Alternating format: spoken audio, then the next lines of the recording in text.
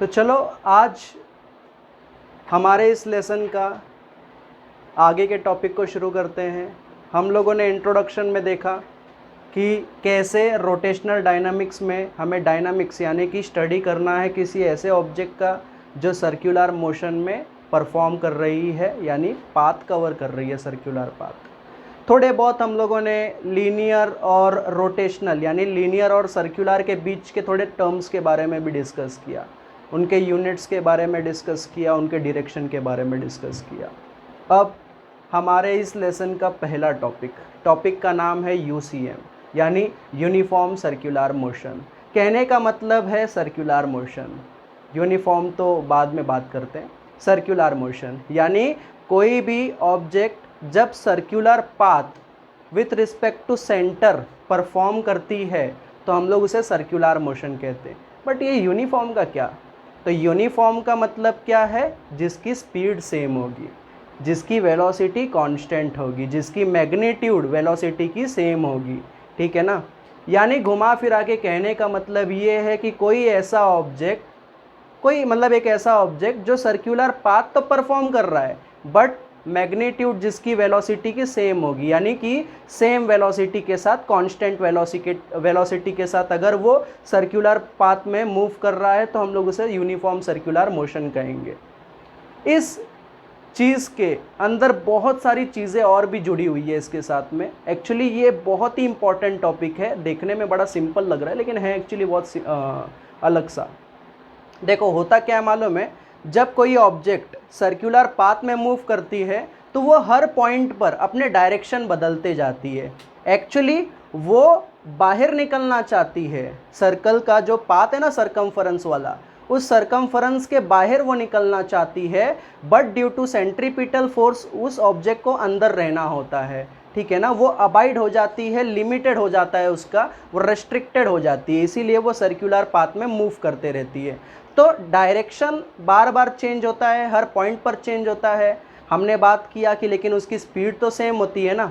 अब सिर्फ स्पीड ही सेम होती है तो नहीं, और भी बहुत सारी चीज़ें सेम होती है, जैसे एंगुलर वेलोसिटी, जैसे angular acceleration, linear momentum, angular momentum, है ना। ऐसी बहुत सारी चीज़ें और भी हैं, छोटे छोटे टर्म्स हैं जो कि उस पाथ पर, उस चीज़ पर, उस ऑब्जेक्ट पर कांस्टेंट बिहेव करते हैं। अभी ये चीज़ हमने कहाँ देखा होगा? हमने प्रैक्टिकली हमारे डे टू डे लाइफ में भी बहुत सारी चीज़ें देखी हैं जहाँ पर हम लोग ये मोशन को देखते आ रहे हैं। सबसे बेसिक और सबसे आसान तो यही है कि हमारा प्लैनेट अर्थ जो सन का चक्कर काट रहा है वो यूनिफॉर्म सर्कुलर मोशन में एक्चुअली घूम रहा है, यूनिफॉर्म सर्कुलर मोशन अटेन करके रखा हुआ है, क्योंकि इस यूनिफॉर्म सर्कुलर मोशन के वजह से ही तो धरती 365 दिन में एक पूरा चक्कर काटती है सूरज के। समझ में आया? यूनिफॉर्म सर्कुलर मोशन के साथ साथ हमारा ये जो ऑब्जेक्ट होता है ना, वो एक समय पर, एक निर्धारित समय पर, एक कांस्टेंट समय पर वापस उस पॉइंट पर रिपीट में आता है। समझ में आया? तो चलो थोड़ी बहुत बातें समझने की कोशिश करते हैं और इस कंसेप्ट के अंदर क्या क्या और छोटे छोटे लॉजिक्स है उसे समझने की कोशिश करते हैं। बड़ा ही सिंपल है, आप बोर्ड पर देख सकते हो।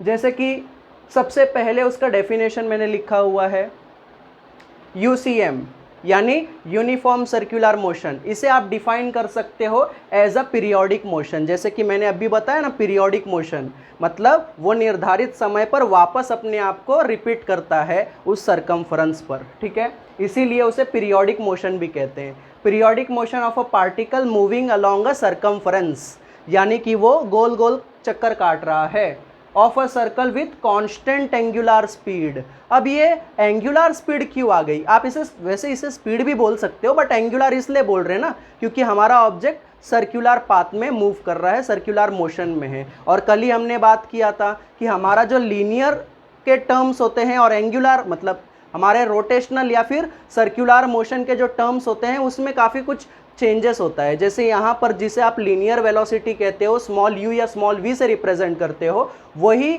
हमारे सर्कुलर या रोटेशनल मोशन में हम लोग उसे ओमेगा से रिप्रेजेंट करते हैं, जिसे आप ओमेगा एंगुलर वेलोसिटी भी कहते हो। दोनों का टर्म्स अलग अलग है, इसीलिए दोनों का यूनिट्स भी अलग अलग है। खैर, तो ये था यूसीएम की बेसिक डेफिनेशन, जिसमें मैंने उसे बता दिया कि it is a periodic motion. UCM जो है वो एक पीरियोडिक मोशन है जिसमें आपका पार्टिकल एक निर्धारित समय पर वापस अपने आप को रिपीट करता है in the circumference of a circle.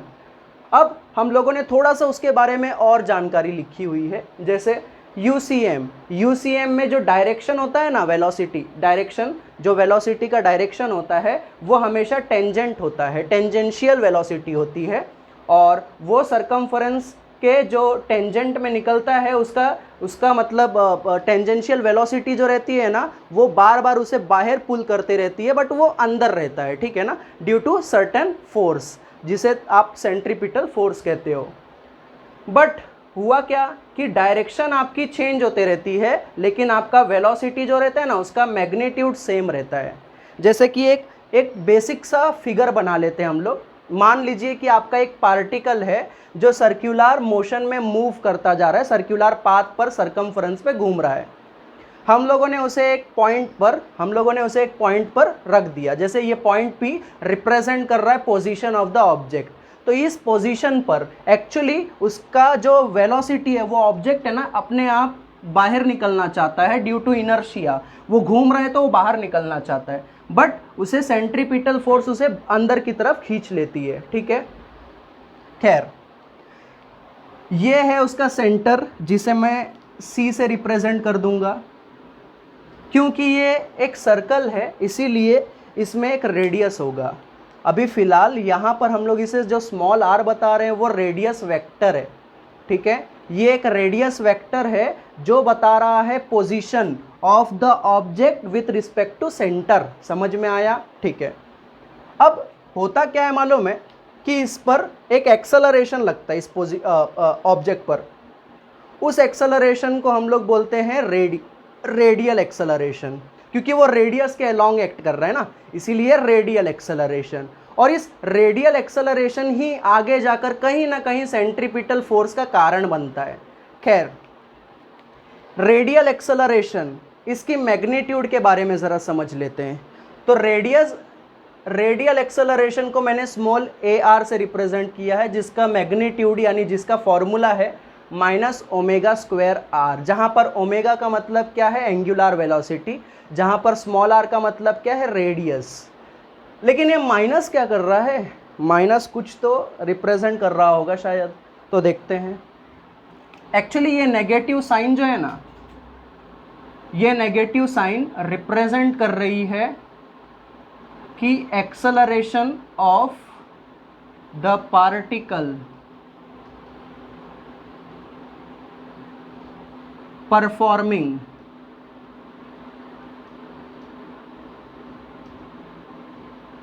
UCM acts against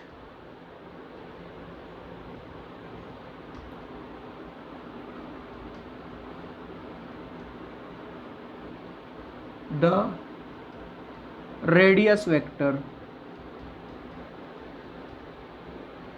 आसान शब्दों में आपको तो पता है कि यहाँ पर आपका जो ऑब्जेक्ट है वो सर्कुलर पाथ में मूव कर रही है। अगर वो सर्कुलर पाथ में मूव कर रही है तो कुछ स्पीड से मूव कर रही होगी, और अगर स्पीड आ रहा है तो एक्सेलरेशन आ रहा है, और एक्सेलरेशन आ रहा है तो वही तो बात यहाँ पर चल रही है ना कि आपके जो पार्टिकल का एक्सेलरेशन है वो एक्चुअली अपोजिट है आपके रेडियस वेक्टर से। और फिगर में आप देख सकते हो रेडियस वेक्टर जो है वो सेंटर से लेकर P के लिए बाहर की तरफ निकल रहा है। आप डायरेक्शन देख सकते हो, बाहर की तरफ निकल रहा है। बट आपका रेडियल एक्सेलरेशन वो अंदर की तरह एक्ट कर रहा है, अंदर की तरफ, यानी ये ऐसे अंदर की तरफ कर रहा है एक्ट। इसीलिए आप क्या कहते हो कि आपका जो सेंट्रीपिटल फोर्स है ना, सेंट्रीपिटल फोर्स वो हमेशा अलोंग द सेंटर एक्ट करता है, ठीक है ना, अलोंग द सेंटर। तो मैं इधर लिख देता हूं,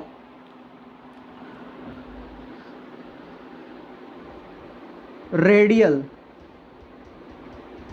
acceleration always act along the नहीं लिखता, towards the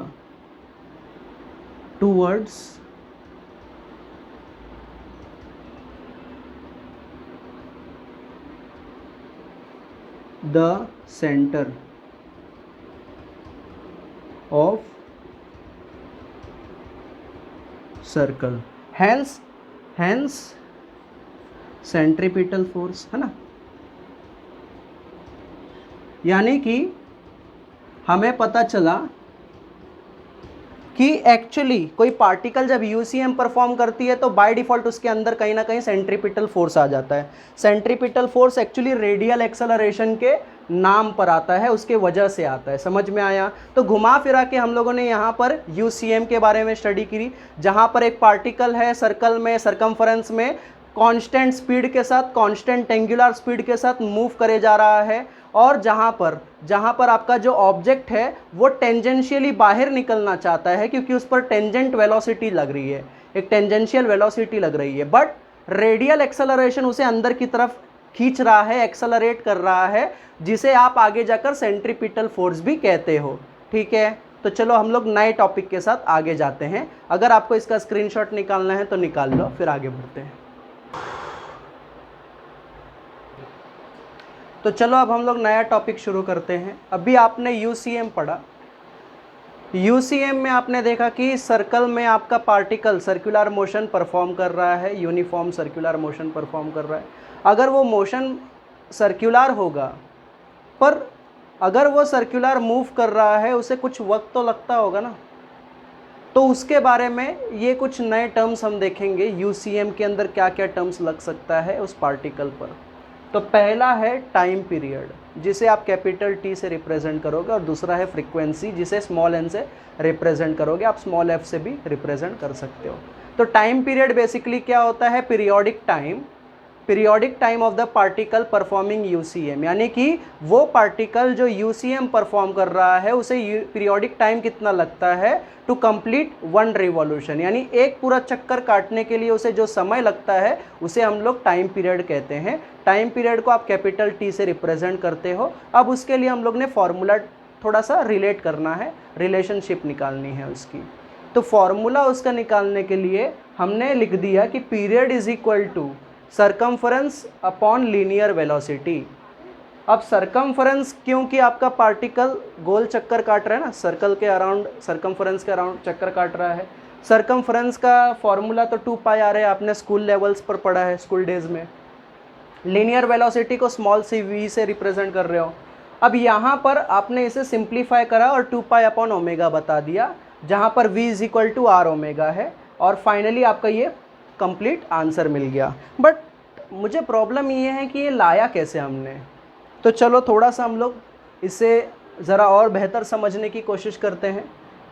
हम लोगों ने एक फॉर्मूला तो पढ़ रखा है, फॉर्मूला था speed is equal to distance upon time. बहुत ही बेसिक फॉर्मूला था। बस मैं कर क्या रहा हूँ मालूम है? टाइम को इस बाजू लेकर आ रहा हूँ और स्पीड को उस बाजू लेकर आ रहा हूँ। स्पीड ही तो लीनियर वेलोसिटी है, और डिस्टेंस हमारा पार्टिकल सरकमफरेंस के अलोंग घूम रहा है, इसीलिए डिस्टेंस के जगह पर सरकमफरेंस लिख दिए। ठीक है, तो चलो कुल मिला के इतना तो समझ में आ गया भाई कि इधर पे टाइम आएगा, इधर पे डिस्टेंस आएगा और इधर पर स्पीड आएगी, यानी लीनियर वेलोसिटी आएगी। हमने पुट कर दिया 2 पाई आर अपॉन वी। बट ये वाला स्टेप ऐसे कैसे हो गया? हमने क्या बताया? v is equal to r omega. यहाँ पर क्या दिख रहा है? r upon v. तो अगर v is equal to r omega है, v is equal to r omega है, और मेरे पास यहाँ पर r बाय वी है, तो मैं एक काम कर लेता हूँ ना, ओमेगा ले लेता हूँ। तो ओमेगा की वैल्यू क्या मिलेगी? v upon are. आर नीचे ले लिया। बट ये तो ओमेगा है, बट मुझे क्या मिल रहा है? r बाय वी मिल रहा है ना। तो मैं एक काम करता हूँ, इसे उल्टा कर देता हूँ। तो उल्टा करूँगा तो हमारा ये LHS भी उल्टा हो जाएगा और RHS भी उल्टा हो जाएगा। तो आप देख सकते हो r अपॉन वी की वैल्यू क्या मिली? 1 बाय ओमेगा ना। तो इधर 1 है और अपॉन ओमेगा है। यानी 2 पाई अपॉन ओमेगा आपको टाइम पीरियड का फॉर्मूला मिल गया। ये आपका टाइम पीरियड का फॉर्मूला है in terms of angular velocity, ठीक है। अब टाइम का तो आपको पता है ऐसा यूनिट सेकेंड्स होगा, है ना, इसमें कुछ नया नहीं है। अगला टॉपिक है फ्रीक्वेंसी। एक छोटा सा टर्म और देखते हैं फ्रीक्वेंसी का। एक्चुअली जब आपका पार्टिकल सर्कुलर मोशन परफॉर्म करता है तो वो 1 सेकंड में कितने चक्कर काटता है उसी को फ्रीक्वेंसी कहते हैं। यानी कि number of revolutions performed by the particle performing UCM in 1 second या फिर इन यूनिट टाइम, ठीक है ना। यूनिट टाइम बोले या 1 सेकेंड बोले मतलब एक ही हो जाता है, ठीक है। तो घुमा फिरा के कहने का मतलब ये है कि कहीं ना कहीं टाइम पीरियड और फ्रीक्वेंसी एक दूसरे से रिलेट करती है, बट कैसे, तो वो एक दूसरे की इन्वर्सली प्रोपोर्शनल हो जाती है या रेसिप्रोकल हो जाती है, ठीक है। यानी आप लिख दोगे फ्रीक्वेंसी इज रेसिप्रोकल या inversely proportional to time period. ये सारी बेसिक चीज़ें 11th में भी आपने देख रखी है। खैर, अगर वो टाइम पीरियड के साथ में इन्वर्सली प्रोपोर्शनल है तो आप उसे ऐसे लिखोगे n is equal to 1/t। अब 1/t मतलब t अभी आपने डेराइव किया ना, छोटा सा मतलब रिलेशन निकाला ना, बस इसी को ही उल्टा करना है ना हमने, तो इसे उल्टा कर दिया तो v/2πr हो गया, और वापस हमारे इस पार्ट को उल्टा कर दिया तो ω/2π हो गया।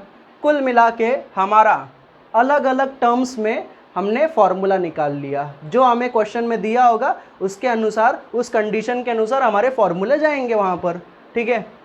तो ऐसा यूनिट देख लेते हैं, फ्रीक्वेंसी के ऐसा यूनिट है हर्ट्स, ठीक है। तो इसी के साथ हमारा ये छोटे छोटे टॉपिक्स ख़त्म होते हैं। अब हम लोग नए टॉपिक को जाएंगे। टॉपिक का नाम है centripetal force and centrifugal force. उसे ज़रा समझ कर लेते हैं, ठीक है। तो इसका स्क्रीनशॉट निकाल लो, फिर हम आगे बढ़ते हैं। तो चलो हम लोग नया टॉपिक शुरू करते हैं। टॉपिक का नाम है सेंट्रीपिटल फोर्स। सेंट्रीपिटल फोर्स फिर से यूसीएम से ही कनेक्ट करता है आपको।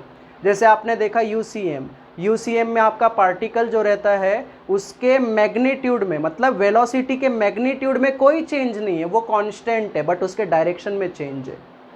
तो आप लोगों ने ये चीज़, मतलब जहाँ पर वेलोसिटी में चेंज नहीं है, डायरेक्शन में चेंज है, ऐसे मोशन को एक्सेलरेटेड मोशन कहते हैं। और न्यूटन बाबा को तो पता है, आपने देखा है, न्यूटन बाबा के कहने का मतलब न्यूटन के सेकंड लॉ के अनुसार उनका कहना ये है कि एक्सेलरेशन जो है ना, मतलब जो फोर्स होता है ना, फोर्स वो प्रोड्यूस करता है एक्सेलरेशन को। तो अब भी तो हमने देखा ना कि वेलोसिटी चेंज नहीं हो रही, मैग्नीट्यूड चेंज नहीं हो रहा, सिर्फ डायरेक्शन चेंज हो रहा है। तो वेलोसिटी आया मतलब एक्सेलरेशन आया, और अगर एक्सेलरेशन आया मतलब फोर्स आया। तो न्यूटन के सेकंड लॉ के मुताबिक फोर्स जो होता है वो एक्सेलरेशन को प्रोड्यूस करता है, क्योंकि F = m में, एज सिंपल एज दैट। तो एक्सेलरेशन और फोर्स एक दूसरे के साथ आ जाता है। लेकिन ये जो फोर्स होता है ना, उसका जो डायरेक्शन होता है, क्योंकि फोर्स वेक्टर क्वांटिटी है, तो इसका जो डायरेक्शन होगा वो भी एक्सेलरेशन के डायरेक्शन के अकॉर्डिंग ही होगा। और एक्सेलरेशन आपके रेडियस के अलॉन्ग है, यानी टुवर्ड्स द सेंटर, इसीलिए फोर्स भी टुवर्ड्स द सेंटर लगता है। घुमा फिरा के इसी चीज़ को सेंट्रीपिटल फोर्स कहते हैं, जो आप देख रहे हो centripetal force. Centripetal force actually कुछ वर्ड्स से निकला है। जैसे सेंट्रीपिटल फोर्स का जो मीनिंग है ना, वो इन वर्ड से निकल कर आया है। वर्ड है सेंट्रम पीटर, ठीक है। सेंट्रम का मतलब है सेंटर, सेंटर का मतलब है, सेंट्रम का मतलब सेंटर, और पीटर का मतलब सीकिंग। इसीलिए आप सेंट्रीपिटल फोर्स को सेंटर सीकिंग फोर्स भी तो कहते हो, मतलब जो हमेशा सेंटर के अलोंग डायरेक्टेड रहता है ना, टुवर्ड्स द सेंटर एक्ट करता है। तो इसे सेंट्रम पीटर से ही निकला था। खैर छोड़ो, हम सेंट्रीपिटल फोर्स देख रहे हैं जिसमें आपका जो फोर्स होता है वो उस पार्टिकल पर लगता है जो यूसीएम परफॉर्म कर रहा होता है, और उसे हमेशा सेंटर के टुवर्ड्स खींचता रहता है। पुल करता रहता है, ठीक है ना। चलो इसके डेफिनेशन को देख लेते हैं, ज़रा बेहतर समझ आ जाएगा। Centripetal force is a force acting on a particle which performs UCM, यानी कि circular motion along a radius and is directed towards the center of the circle। ये बहुत इंपॉर्टेंट है, towards the center and direct मतलब towards the center, ये बहुत important है। अब सेंट्रीपिटल फोर्स के बारे में कुछ और चीज़ें समझ लेते हैं। देखो सेंट्रीपिटल फोर्स जो है ना वो हमेशा एक्ट करता है राइट एंगल्स पर, आपके टेंजेंशियल वेलोसिटी के राइट एंगल्स पर। अब आपका टेंजेंशियल वेलोसिटी कैसा है, तो मान लीजिए कि ये सर्कुलर पाथ है यानी सरकमफ्रेंस है, आपका पोजीशन पार्टिकल का ये है, पार्टिकल ऐसे आगे की तरफ जाना चाहता है, इसी को हम लोग टेंजेंशियल वेलोसिटी कहते हैं, है ना। तो ये आपके 90 डिग्रीज पर एक्ट कर रहा है ना ये, तो टेंजेंशियल वेलोसिटी के राइट एंगल्स पर, टेंजेंशियल वेलोसिटी के राइट एंगल्स पर आपका ये फोर्स एक्ट करता है, क्योंकि इस फोर्स से आपके पार्टिकल में कोई डिस्प्लेसमेंट नहीं पैदा होता। डिस्प्लेसमेंट मतलब कोई मूवमेंट नहीं आती, इसीलिए हम कहेंगे कि देयर इज़ नो वर्क। क्योंकि आपको तो पता है वर्क का बेसिक फॉर्मूला क्या है, work is equal to force into displacement. यानी वर्क तभी होता है जब आप कुछ फोर्स अप्लाई करो और उस फोर्स की मदद से कुछ डिस्प्लेसमेंट हो, कोई चीज़ अपनी मतलब कोई पार्टिकल अपनी पोजीशन चेंज करे। तो यहाँ पर फोर्स तो हम लगा रहे हैं, कौन सा फोर्स, सेंट्रीपिटल फोर्स, जो डायरेक्टेड है टुवर्ड्स द सेंटर, यानी टुवर्ड्स द सेंटर डायरेक्टेड है। बट इसमें कोई पार्टिकल अंदर की तरफ आ तो नहीं रहा है, बस घूम रहा है ना बार बार, इसीलिए there is no displacement, hence no work done, यानी वर्क डन नहीं होगा। इधर तक की बातें तो समझ में आ गई। तो चलो अब हम आगे देखते हैं। नेक्स्ट हमने ये देखा कि उसका जो फॉर्मूला है वो कैसे आएगा, मतलब उसके फॉर्मूले को भी डिराइव कर देते, छोटा सा रिलेशन देख लेते हैं। तो न्यूटन सेकंड लॉ के अनुसार force is equal to mass into acceleration. अब इसी फोर्स को मैं सेंट्रीपिटल फोर्स बताने के लिए एफसीपी बता देता हूँ। तो FCP is equal to mass into acceleration, लेकिन एक्सेलरेशन ये ए आपका लीनियर वाला है। अब इस लीनियर को आप अगर एंगुलर में कन्वर्ट करोगे, मतलब उसमें थोड़ा सा रिलेट करोगे एंगल इसके साथ, रोटेशनल या फिर सर्कुलर मोशन के साथ, तो A is equal to V omega है ना, वी ओमेगा। अब ओमेगा का मतलब है वी बाय आर, वैसे ओमेगा का मतलब वी बाय आर है। तो अगर v बाय आर को आप v से मल्टीप्लाई करते हो, v को v बाय आर से मल्टीप्लाई करते हो तो v स्क्वायर बाय आर आ जाएगा। और इसी v स्क्वायर बाय आर को आप r ओमेगा स्क्वायर भी तो बता सकते हो, घुमा फिरा के। एक्सेलरेशन का हमने अलग अलग टर्म्स में डिराइव कर दिया, अलग अलग टर्म्स की तरह हम लोग उसे लिख दिए। अब इसी अलग अलग तरीके से हम लोग फॉर्मूला भी निकालेंगे।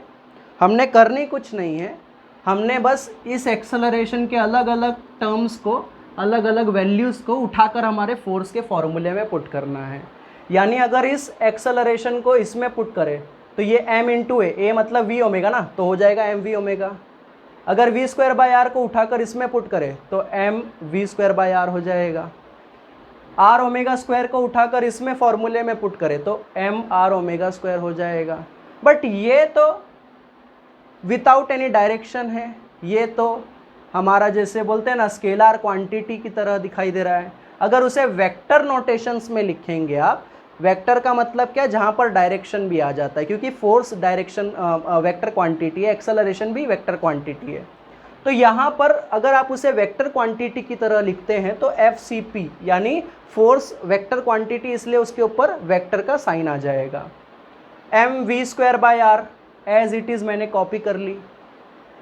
उसके साथ ये आर कैप है, आर कैप का मतलब क्या होगा, unit vector which is along the radius, ठीक है ना। अलोंग द रेडियस जो यूनिट वेक्टर होगा हम लोग उसे आर कैप से रिप्रेजेंट करेंगे।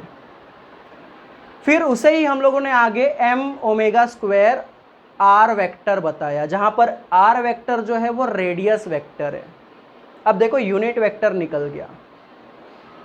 खैर ये हम लोगों ने देख लिया सेंट्रीपिटल फोर्स के फॉर्मूले को, सेंट्रीपिटल फोर्स के डेफिनेशन को और उसके बारे में कुछ और जानकारी यहाँ पर लिखी है। अब देखते हैं उसकी एसआई यूनिट। एसआई यूनिट क्या होगा? सेंट्रीपिटल फोर्स एक फोर्स का प्रकार है ना, इसीलिए न्यूटन होगा, ठीक है। खैर, अब हम लोगों ने यहाँ पर कुछ ऐसे पॉइंट्स देखनी है जो इस पूरे पार्ट को एक कंक्लूजन दे दे, ठीक है ना, समराइज कर दे। तो देखते हैं। तो कैरेक्टरिस्टिक्स के कुछ पॉइंट्स मैंने लिख रखे हैं सेंट्रीपिटल फोर्स के लिए। जगह कम थी इसीलिए मैंने शॉर्ट फॉर्म में लिखा है सीपीएफ। तो सेंट्रीपिटल फोर्स एक रियल फोर्स है। रियल फोर्स का मतलब क्या? जो इनर्शियल फ्रेम ऑफ रेफरेंस में आता है, ठीक है ना। खैर, रियल फोर्स है जो हॉरिजॉन्टली आप अपने अर्थ पर, अपने ग्राउंड पर हम देखते हैं ये फोर्स को और फील भी करते हैं, बिहेव करता है वो। तो सेंट्रीपिटल फोर्स एक रियल फोर्स है। ये बहुत ही इंपॉर्टेंट है किसी भी ऑब्जेक्ट को, किसी भी पार्टिकल को सर्कुलर मोशन में रखने के लिए। जब जब सर्कुलर मोशन की बात निकलती है तो सेंट्रीपिटल फोर्स ऑटोमेटिक वहां पर आ जाता है।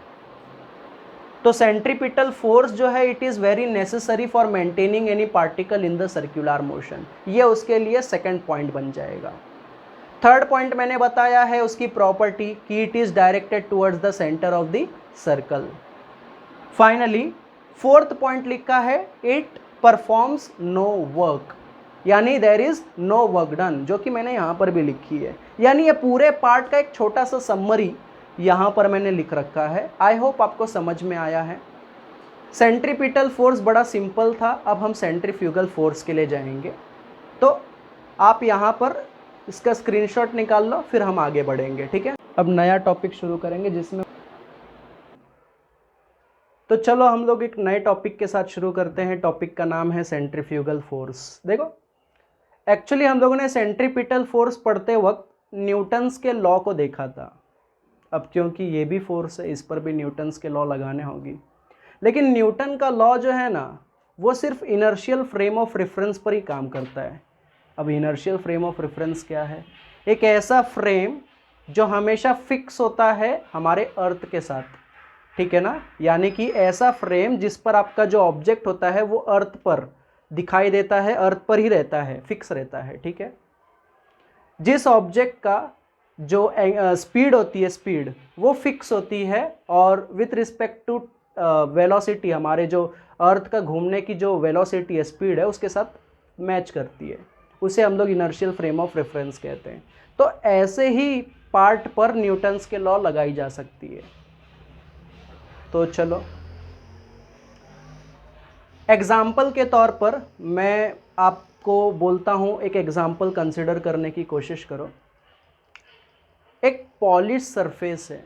पॉलिश्ड का मतलब चिकना, एकदम ऐसा जो फ्लोर है, एक फ्लोर है आपका, मान लीजिए जैसे ये एक फ्लोर है डिस्क शेप में, बड़ा सा फ्लोर है और पूरा पॉलिश्ड है।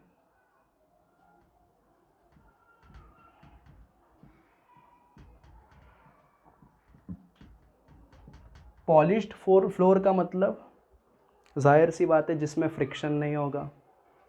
जैसे आप अपने ज़मीन पर अगर तेल गिरा होता है तो हम कैसे चल नहीं पाते ना, तो ऐसे चिकनी फ्लोर होगी मान लीजिए, और वो फ्लोर को रोटेट करेंगे हम।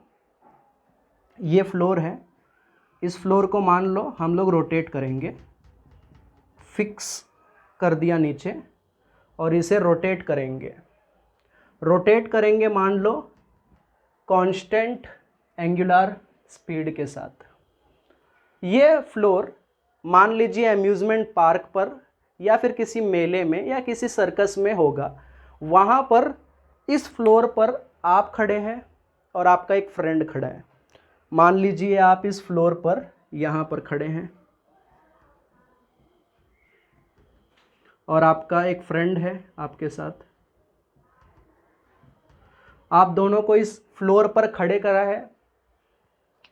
इस फ्लोर पर खड़े करने के बाद इस फ्लोर को नीचे से हम लोगों ने ऑन कर दिया, जिससे वो घूमना शुरू किया, यानी स्पिन होना शुरू हो गया। अब वो स्पिन हो रहा है क्योंकि फ्लोर पूरी तरह से पॉलिश्ड है। तो आप जब उस फ्लोर पर खड़े होगे और फ्लोर स्पिन करेगा तो आपके ऊपर, आपकी बॉडी के ऊपर एक अदृश्य शक्ति काम करेगी, जिस शक्ति को हम लोग, मतलब जिस फोर्स को हमें, हमारे बॉडी को बाहर की तरफ खींच रही है। मतलब ये है ना, जब स्पिन होना शुरू होगा तो साथ ही साथ आपको है ना ऐसा फील होगा कि आपको कोई बाहर खींच रहा है। कोई दिखाई तो नहीं दे रहा लेकिन बाहर खींच रहा है ज़रूर है। और यहाँ पर आपका एक फ्रेंड है जो आपके साथ गया था बट डर रहा था इस पर चलने के लिए, खड़े होने के लिए शायद, बट आप, क्योंकि डेयरिंग थी आपके अंदर, आप खड़े हो गए वहाँ पर। तो मान लो कि ये स्पिन होना शुरू हो गया और वो स्पिनिंग के वजह से आपके ऊपर एक फोर्स अप्लाई हो रहा है, फोर्स एक्ट हो रहा है, आप फील कर रहे हो कि आपको बाहर की तरफ कोई खींच रहा है। ये फोर्स की वजह से आप पूरी तरह से अनबैलेंस हो जाओगे, आप अपने दोस्त के हाथ को पकड़ लोगे, लेकिन बहुत बड़ा उस पर फर्क नहीं पड़ने वाला, आपकी स्थिति फिर भी वैसी ही रहेगी। और बाहर से जो फ्रेंड आपको देख रहा है वो आपकी कोई मदद नहीं कर सकता इसमें।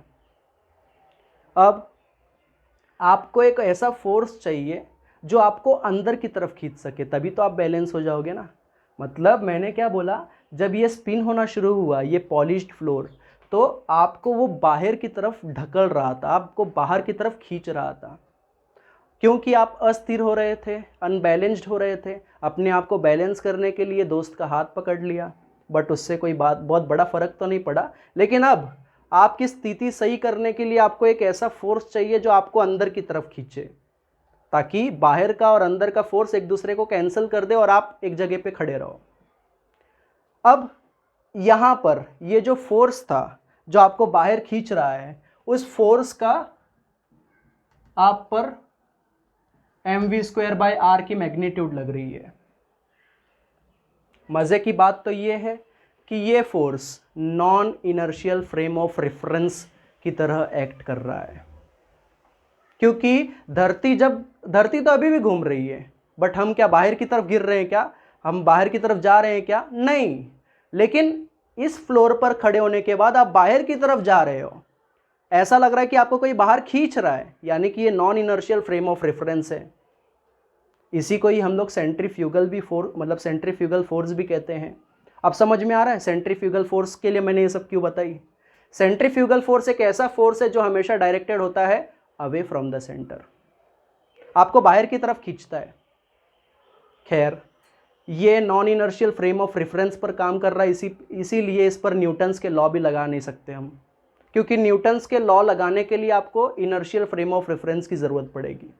बट फोर्स है तो कहीं ना कहीं न्यूटन्स का फॉर्मूला तो लगाना ही है। अब न्यूटन्स के फॉर्मूले को लगाने के लिए आपको इस non inertial frame of reference के फोर्स को कुछ कंसीडर करना पड़ेगा, किसी प्रकार से ना इसे कंसीडर कर लो। तो हम लोग मान लो इसे कंसीडर कर लेते हैं कि इट इज अ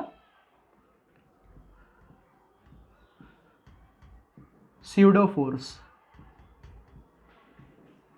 अगर इसे हम लोग स्यूडो फोर्स कंसीडर कर लेते हैं तो इसके ऊपर न्यूटन्स के लॉ अप्लाई होंगे। आपने अभी इसी के पहले सेंट्रीपिटल फोर्स पढ़ा था, और सेंट्रीपिटल फोर्स में आपने उस फोर्स को रियल फोर्स बताया था। अब वो रियल फोर्स था, इसीलिए उसके ऊपर आपने न्यूटन्स के लॉ लगा दिए। अब क्योंकि ये उसकी तरह रियल तो नहीं है बट इमेजिनरी भी नहीं है, इसीलिए हम लोग इसे स्यूडो फोर्स बोलकर चलेंगे, यानी कि नॉन रियल फोर्स। अब ये नॉन रियल फोर्स के ऊपर आपको न्यूटन्स के लॉ अप्लाई करनी है। न्यूटन्स के लॉ अप्लाई होंगे जैसे आपने हमारे पिछले इसमें सेंट्रीपिटल फोर्स में आपने देखा था, जैसे आपने लिख कर लिया था वैसे ही, बस एक छोटा सा फर्क है। फर्क ये है कि मैं यहाँ पर सेंट्रीपिटल की जगह पर सेंट्रीफ्यूगल बना देता हूँ, यहाँ पर भी सेंट्रीफ्यूगल हो जाएगा। और वेक्टर के नोटेशन में, सॉरी पहले माइनस में था, सेंट्रीपिटल के वक्त में पहले माइनस में था, बट अब सेंट्रीफ्यूगल के वक्त वो प्लस में हो जाएगा, बस इतना फर्क है। और कैरेक्टरिस्टिक में जैसे आपने सेंट्रीपिटल फोर्स को रियल फोर्स बोला था, अब आप उसे सूडो फोर्स बोलोगे। सेंट्रीपिटल फोर्स में जब आप बोल रहे थे कि it acts along the radius, अब आप बोलोगे it acts along the radius but is directed away from the centre. ये नो वर्क कर रहा था बट ये वर्क कर रहा है। आपके पोजीशन मतलब आपको बाहर खींच रहे हैं ना, और आप फील भी कर रहे हो और आप जाओगे भी, यानी कि वर्क डन हो रहा है। तो घुमा फिरा के सेंट्रीफ्यूगल फोर्स सेंट्रीपिटल फोर्स का पूरा उलट है। जहां सेंट्रीपिटल फोर्स रियल फोर्स है वहां ये सूडो फोर्स है। जहां वो सेंटर के अलोंग रहता है डायरेक्टेड, वहां ये away from the centre along directed रहता है। जहां वो वर्क डन नहीं करता है, यहां ये वर्क डन करता है। यहां पर आपने जो फॉर्मूला देखा था वेक्टर के नोटेशन में, आपने पिछले सेंट्रीपिटल फोर्स के केस में इधर पे नेगेटिव रखी थी, बट इस बार पॉजिटिव है। Centripetal force inertial frame of reference पर बैठ रहा था, इसीलिए न्यूटन्स के लॉ लगाने के वक्त कोई प्रॉब्लम नहीं हुई। बट ये centrifugal force inertial frame of reference में नहीं बैठता, ये non inertial frame of reference पर काम करता है, क्योंकि धरती आपकी ऐसे घूम रही है और ये उसके उलट में घूम रहा है, जिससे कि आपको बाहर भेज रहा है। एक्चुअली ऐसा अर्थ नहीं करती, अर्थ के घूमने से आप थोड़ी बाहर निकल जा रहे हो, इसीलिए ये non inertial frame of reference पर काम कर रहा था, जिसके लिए हमें इसे कंसिडर करनी पड़ी सूडो फोर्स। एक बार आपने सूडो फोर्स कंसिडर किया तभी आप न्यूटन्स के लॉ इस पर लगा पाए, और न्यूटन्स के लॉ लगाने के बाद लगभग सारी चीजें सेम हैं। यहां तक कि सारी चीजें लगभग सेम ही चल रही है, बस यहां पर मैं सेंट्रीफ्यूगल कर दूं, सारी चीजें सेम है। यहां पर थोड़ा फर्क है, कैरेक्टरिस्टिक में आप रियल फोर्स की जगह सूडो फोर्स लिखेंगे। ये वाला पॉइंट मान लीजिए आपका नहीं आएगा। यहां पर along the radius and directed towards the centre की जगह अवे फ्रॉम द सेंटर आएगा। यहां पर नो वर्क है, यहां पर वर्क आएगा। फॉर्मूला सेम, यूनिट सेम है ना, ऐसा यूनिट तो सेम ही होगी। अब चलो इसका एग्जाम्पल देख लेते हैं। हमने तो एम्यूजमेंट पार्क का, सर्कस का, मेले का हम लोग ने एग्जाम्पल देखा, जिसमें पॉलिश सरफेस पर आपको खड़े किया जाता है, उसे घुमाया जाता है, आप बाहर की तरफ फील करते हो, बाहर कोई खींच रहा है आपको, है ना। तो ये एक एग्जाम्पल तो है अपनी जगह पर, बट कुछ और एग्जाम्पल देख लेते हैं। मान लो कि आप गाड़ी को ड्राइव कर रहे हो, ठीक है। अब गाड़ी ड्राइव करते वक्त सड़क पर आप स्पीड में चला रहे हो, और स्पीड जब आपकी बढ़ते चले जा रही है तो एक्सेलरेशन बढ़ता चला जा रहा है। अचानक सामने से कोई सड़क पार कर रहा है और आपके गाड़ी के सामने आने वाला है। आप उसे बचाने के लिए आपने ब्रेक अप्लाई करी तो अपने आप वो गाड़ी रुकी, और जब गाड़ी रुकी तो आपको आगे की तरफ ढकेला उस चीज़ ने, ठीक है।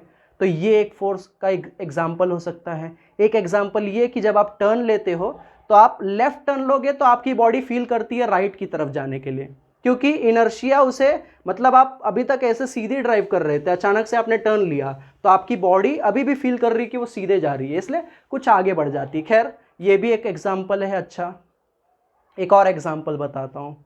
मान लो कि आपने एक बाल्टी ली, पानी भर के बाल्टी ले लिया, इस बाल्टी को आपने पकड़ा और ऐसे ऐसे घुमाना शुरू किया। जब आप स्पीड में ऐसे ऐसे घुमाएंगे ना तो पानी नहीं गिरेगी। यही सारी चीज़ें, एक्चुअली यही ट्रिक्स, यही सारे हम लोग मैजिक शो में देखते हैं और हमें लगता है कि जादू है। एक्चुअली जादू नहीं होता, ये सारे पीछे ना कुछ लॉजिक्स होती है। तो यहाँ पर भी यही लॉजिक चल रही है कि आप अगर पानी को पूरा भर के एक बकेट लेते हो और उसे ऐसे घुमाते हो तो पानी नहीं गिरेगा। हाँ, ये याद रखना कि जब घुमाओगे तो स्पीड मेंटेन रहनी चाहिए। एक्चुअली होगा क्या मालूम है, यहाँ पर आपका जो पानी का फोर्स है ना, वो सेंट्रीफ्यूगल फोर्स उसे बैलेंस कर देगा, यानी पानी को नीचे नहीं गिरने देगा। सेंट्रीफ्यूगल फोर्स एक्ट कर रहे हैं ना भाई, वो बाहर की तरफ खींचना चाहता है पानी को, तो वो पानी के साथ इसे मेंटेन कर लेगा, बैलेंस कर लेगा। एक और एग्जांपल देख लेते हैं। एग्जांपल है सेंट्रीफ्यूज मशीन की। सेंट्रीफ्यूज मशीन ये एक ऐसी मशीन होती है जिसमें आप दो अलग अलग पार्टिकल्स को अलग कर पाते हो अकॉर्डिंग टू द डेंसिटी। आप उस सेंट्रीफ्यूज मशीन में आप दो चीज़ों को डालोगे, लिक्विड को डालोगे मान लीजिए, और उसे घुमाना शुरू करोगे, वो घूमेगा घूमेगा घूमेगा। जिस चीज़ की डेंसिटी ज़्यादा होगी वो ऑटोमेटिक नीचे बैठ जाएगा और वो बाकी की चीज़ ऊपर चली जाएगी। यानी दो चीज़ को सेपरेट करने के लिए सेंट्रीफ्यूज मशीन का यूज़ कर सकते हो। तो ये कुछ एग्जाम्पल्स हैं जिस एग्जाम्पल पर हम काम करते हैं। एक और एग्जाम्पल अगर देखें तो वॉशिंग मशीन का ड्रायर एक अच्छा एग्जाम्पल है। जैसे वॉशिंग मशीन आज के समय में जो बन रही है वो तो ऑटोमेटिक होती है, जिसमें ड्राइंग मतलब आप कपड़े डालते हो तो कपड़े साफ होकर उसे ड्राई करके फिर वापस आपको मिलता है। तो वो जो वॉशिंग मशीन का ड्रायर है उसमें भी ये सेंट्रीफ्यूगल एक्ट करता है, क्योंकि उसके अंदर एक वेसल होती है, सिलेंड्रिकल वेसल। उस सिलेंड्रिकल वेसल के अंदर जब आप कपड़े डालते हो ना, तो वो जब घूमता है तो घूमने के साथ साथ आपकी कपड़ों को बाहर की तरफ ढकलता है। इस धक्कम धक्की की वजह से आपका कपड़ा सूख जाता है ऑटोमेटिक, और सूखने के बाद आप उसे निकाल कर पहन सकते हैं, यूज़ कर लेते हो। खैर, इसी के साथ हमारा सेंट्रीफ्यूगल जो कंसेप्ट था सेंट्रीफ्यूगल फोर्स का वो भी पूरा होता है। अब हम नेक्स्ट लेक्चर में आगे के टॉपिक को शुरू करेंगे। हमारे नेक्स्ट लेक्चर में हम बैंकिंग ऑफ रोड पढ़ेंगे। आई होप आपको ये सारी बातें समझ में आ रही है। अगर आपको वीडियो पसंद आ रहा है तो वीडियो को लाइक करो, शेयर करो और चैनल को सब्सक्राइब करो।